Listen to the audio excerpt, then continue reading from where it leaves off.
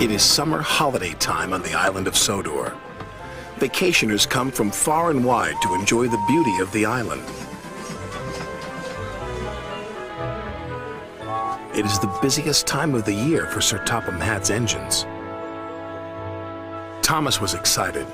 Sir Topham Hatt had sent him to pick up a special to deliver to Dryaw Airfield. "What have you got there?" tooted Percy. "A balloon," replied Thomas. "A party balloon?" asked Percy excitedly. "No," said Thomas.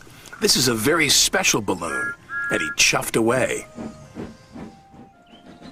Soon Thomas arrived at the airfield, and hot air was puffed into the balloon.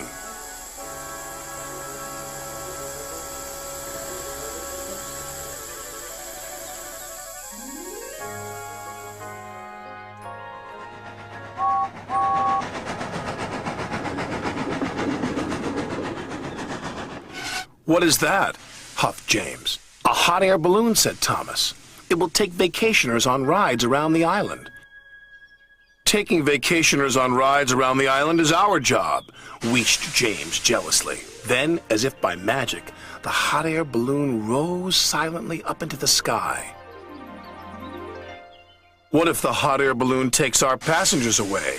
chuffed James. "What will happen to us then?"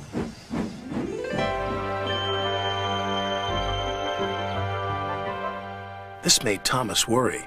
Suddenly, he wasn't so excited about the balloon. The balloon could be seen by everyone on the island of Sodor. Duck gazed at it for so long, he ran into the back of Stepney. "Why, it's a floating basket with folks in it," said Donald.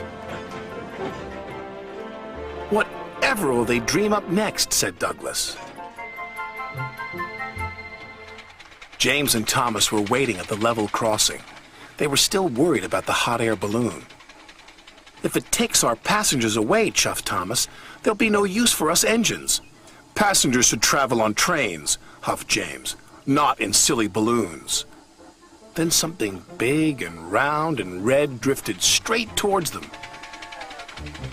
"We're out of hot air!" shouted a voice. "Ah!" cried James. "What's happening?" Crash, bang, wallop went the balloon and landed right on top of James. He was so scared, he let out a huge burst of steam, which blew the balloon up again. The balloon rose into the air once more. "Well done, James," called his driver. "Your hot air did the trick." "Oh no, James," cried Thomas. "You saved the hot air balloon." "I didn't mean to," groaned James. "Now it's sure to take our passengers."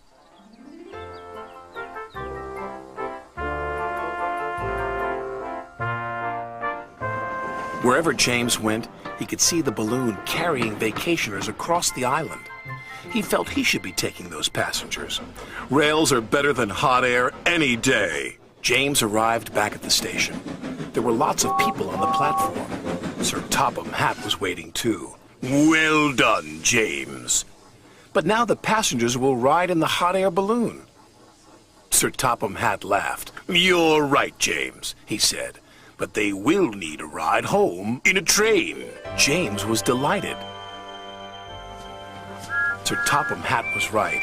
The engines were busier than ever, taking vacationers to and from the airfield. Whenever James sees the red balloon, he whistles and toots. And sometimes when he's asleep at night, James dreams he can fly too, just like the red balloon.